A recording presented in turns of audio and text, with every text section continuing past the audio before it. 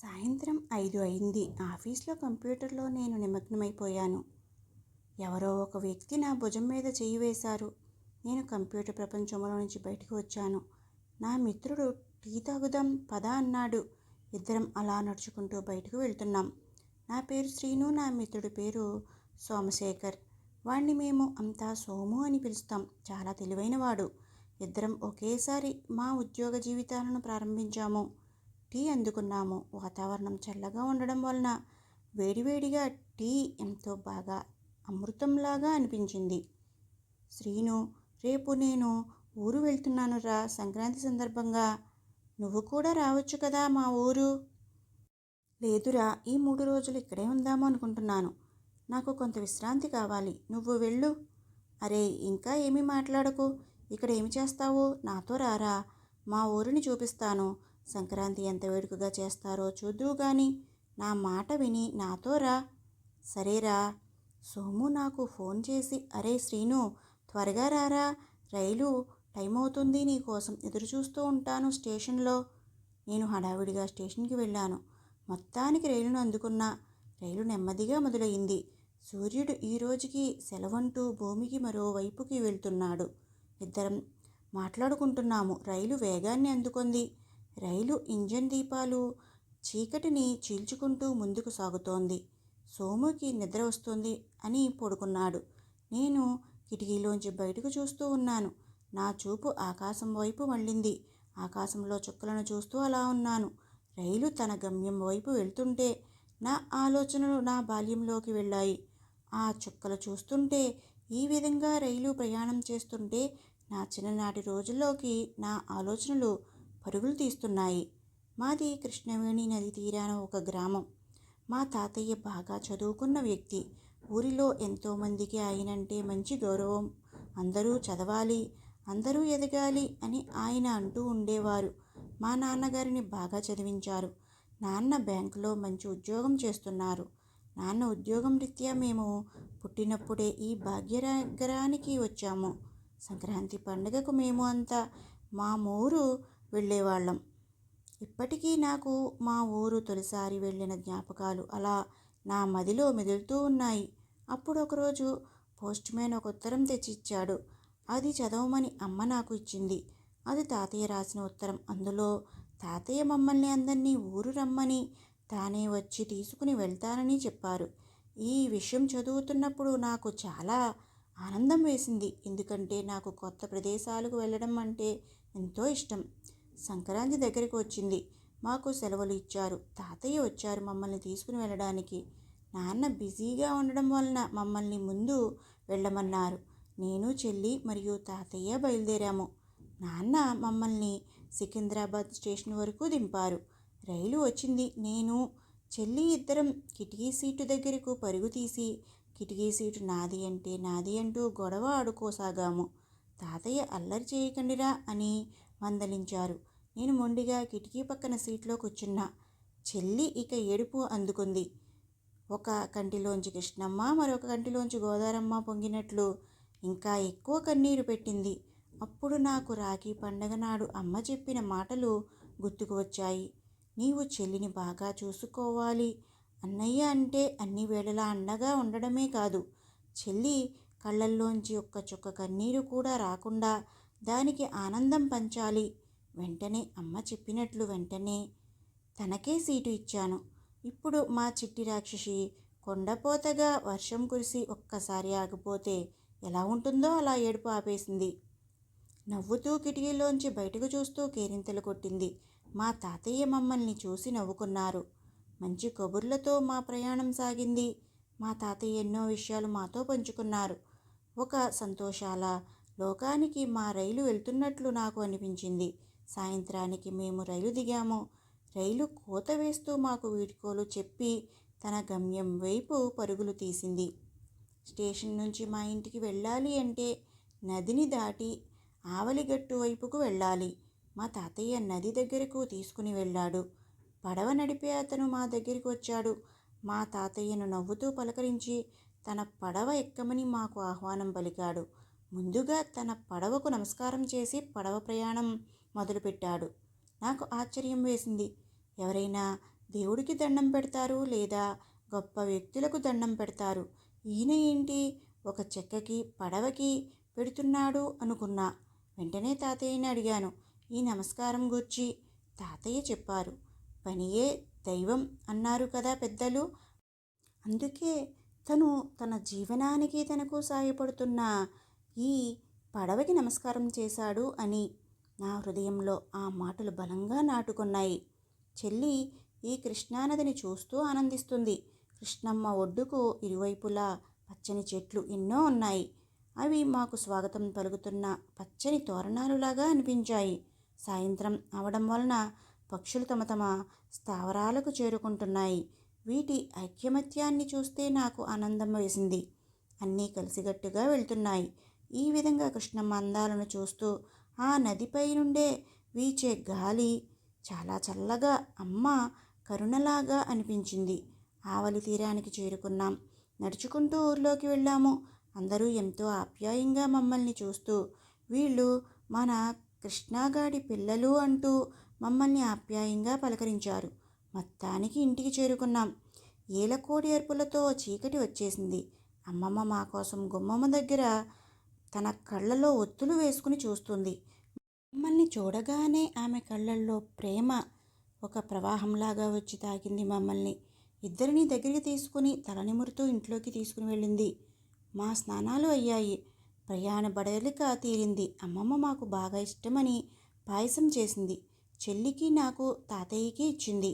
చెల్లి నా దగ్గరికి, అన్నోయ్ నాకు చాలా క్రిస్మస్ ఇంకా జీడిపప్పు వచ్చిందిగా, నీకు ఏమీ రాలేదు అంటూ ఎగతాళి చేస్తూ అమ్మమ్మ ఒడిలో కూర్చుని పాయసం తాగుతుంది. మా అల్లరికి అమ్మమ్మ నవ్వుకుంది. తాతయ్య రేడియోలో వార్తలు వింటున్నారు. భోజనాలు చేసి మేము తాతయ్య దగ్గరకి వెళ్ళాము కథ చెప్పమని. మా తాతయ్య ఒంటికన్ను రాక్షసుడి కథ చెబుతాను అన్నాడు. అమ్మమ్మ మధ్యలో తాతయ్యని ఆపి, పిల్లలకు దెయ్యాలు రాక్షసులు అని కథలు చెప్పి భయపెట్టకండి అంది.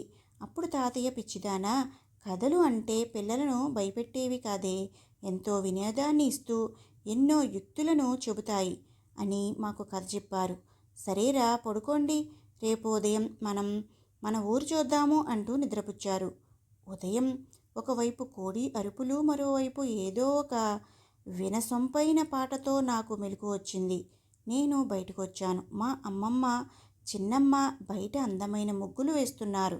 ఆ పాట పాడుతూ వస్తుంది. ఎవరబ్బా అని చూస్తున్నా. ఎవరో నారదుడులాగా ఉన్నాడు. నేను అమ్మమ్మ నారదుడు మన ఇంటికి వస్తున్నాడే అన్నాను. మా చిన్నమ్మ నవ్వుతూ, శ్రీను ఆయన నారదుడు కాదురా, హరిదాసు అని ఆయనకు కొంత బియ్యం వేసింది. ఆయన శ్రావ్యంగా పాడుకుంటూ వేగంగా వేరే ఇంటి వైపు నడిచాడు. మా చెల్లి నిద్ర లేచి పరుగులు తీస్తూ చిన్నమ్మ వాళ్ళు వేసే ముగ్గుల దగ్గరికి వెళ్ళింది. నేను వేస్తాను అంటూ. మా వీధిలో అందరూ రంగురంగుల ముగ్గులు వేస్తున్నారు. తాతయ్య మా దగ్గరకు వచ్చి, ఎరా శ్రీను ఏమి చేస్తున్నావు అంటూ దగ్గరికి తీసుకున్నారు. తాతయ్య ముగ్గు అంటూ చూశాను. ఆయన చెప్పారు, ఈ సంక్రాంతికి మన తెలుగు నేల అంతా రంగులమయం అవుతుంది అని. అంతేకాకుండా ఈ ముగ్గులు అందాన్నే కాదు, క్రిమి కీటకాదులు ఏవీ రాకుండా కాపాడతాయి అని. మరోవైపున కొంతమంది మంటలు వేస్తున్నారు. అవి భోగి మంటలు అని చెప్పారు. సరేరా మీరు త్వరగా సిద్ధం కండి, మనం మన ఊరు చూద్దాం అని చెప్పారు. మేము ఊరు చూడ్డానికి బయలుదేరాము. ముందుగా మావయ్య వాళ్ళ తోటకి వెళ్ళాము. మావయ్య వచ్చి మమ్మల్ని తోట మొత్తం చూపిస్తున్నారు. తోటలో ఎన్నో రకాల మొక్కలు, వృక్షాలు ఉన్నాయి. కొన్ని రకాల పుష్పజాతి మొక్కలు సువాసనలు వెదజల్లుతున్నాయి. చామంతి, బంతి, గులాబీ మొక్కలు ఎంతో అందంగా ఉన్నాయి. మంచు బిందువులు వాటిపైన పడడం వలన ముత్యాల వలె మెరుస్తున్నాయి. అప్పుడే తీసిన తేనె అని మాకు కొంచెం తాగమని ఇచ్చారు. ఎంత రుచిగా ఉందో, భూలోక అమృతంలాగా అనిపించింది. తాతయ్య ఒక్కో మొక్క గూర్చి చెబుతూ వీటిలో ఔషధ గుణాలు కూడా ఉంటాయి అని చెప్పారు. మొత్తానికి మావయ్య వాళ్ళ తోట చాలా బాగుంది. మేము బయలుదేరుతుంటే మావయ్య వాళ్ళ అబ్బాయి అర్జున్, నేను మీతో వస్తాను అంటూ మాతో ప్రయాణం అయ్యాడు. అక్కడ నుంచి బయలుదేరి ముందుకు వెళ్తున్నాము. ఊరంతా పండగ వాతావరణం ఉంది. నేను తాతయ్యకు చెప్పాను, అమ్మమ్మ నైవేద్యానికి ఒక కుండ, పండగకు కొత్త బట్టలు తీసుకుని రమ్మంది అని తాతయ్య కుమ్మరి ఇంటికి తీసుకుని వెళ్ళాడు. అక్కడ కుమ్మరి ఒక చక్రం పైన కొంత మట్టి సుద్దను పెట్టి కుండలు చేస్తున్నాడు. ఒక మట్టి సుద్దను కుండగా మలుస్తుంటే అతనిలో నాకు శిల్పి కనిపించాడు.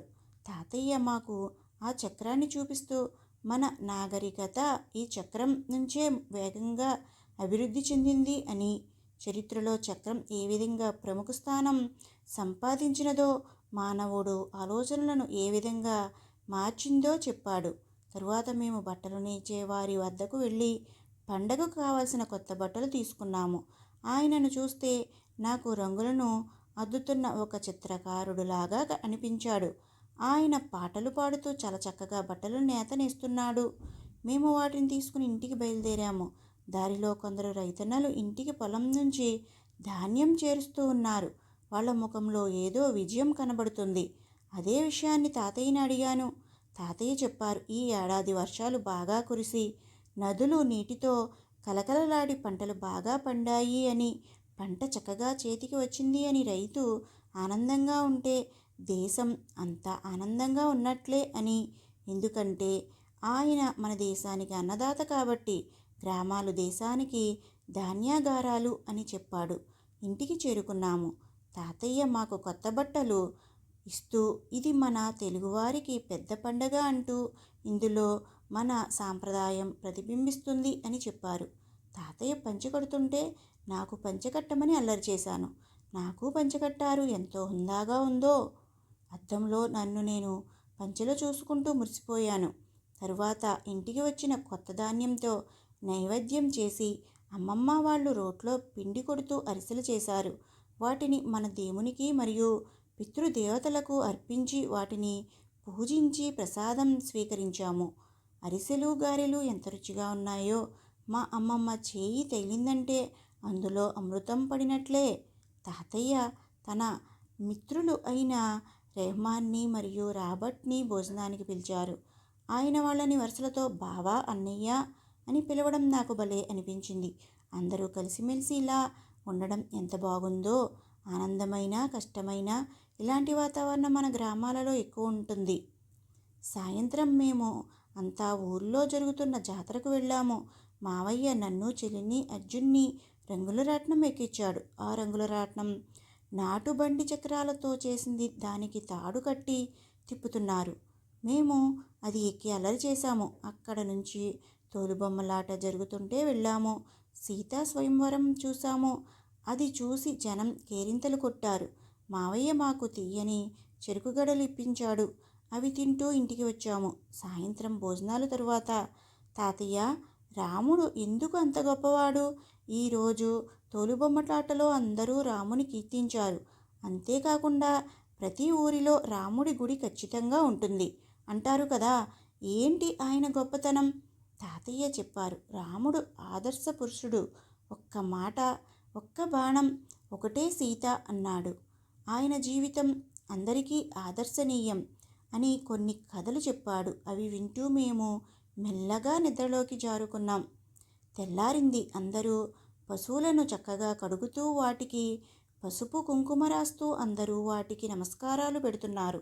తాతయ్య చెప్పాడు, ఈ రోజు కనుమ అంటే మన జీవనాధారానికి కారణమైన ఈ పాడి పంటలకు రుణపడి ఉన్నాము కదా, అందుకే వాటిని దైవాలుగా భావించి ఇలా చేస్తున్నాము అని. నిజంగా ఇంత లోతైన భావం ఉందా ఇందులో? ఇన్ని రోజులు నేను ఏదో అనుకున్నా. సాయంత్రం నేను, అర్జున్, చెల్లి, మావయ్య మా ఊరి గుడి దగ్గరకు, సరస్సు దగ్గరకు వెళ్ళాము. అక్కడ ఎన్నో అందమైన కలువ పూలు ఉన్నాయి. ఎంత అందంగా ఉన్నాయో! అక్కడ సరస్సు ఒడ్డు నుంచి మేము బంకమట్టి తెచ్చి వాటితో మేము రకరకాల బొమ్మలు చేశాము. వాటికి రంగులద్దాము. మావయ్య మాకు గాలిపటాలు ఇచ్చారు. యుద్ధంలో గెలిచిన రాజులు విజయం పతాకం ఎగురవేస్తారు కదా, అలా మేము ఈ గాలిపటాలను ఎగరవేశాము మైదానాలలో. ఈ విధంగా ఆడుతూ సంక్రాంతి పండుగను బాగా గడిపాము. ఆ గ్రామంలో ప్రజలు అంకిత భావంతో చేసే తత్వానికి, గ్రామం అందాలకు, ఒకరినొకరు ఆప్యాయంగా పిలుచుకోవడాన్ని, గొప్ప అన్నదాతలను, ప్రకృతిని దైవంగా భావించి కొలిచే ఈ గ్రామీణ వాతావరణం ఎంతో బాగా నచ్చింది. మా సంక్రాంతి సెలవులు పూర్తి అయ్యాయి. తిరుగు ప్రయాణం మొదలుపెట్టాము.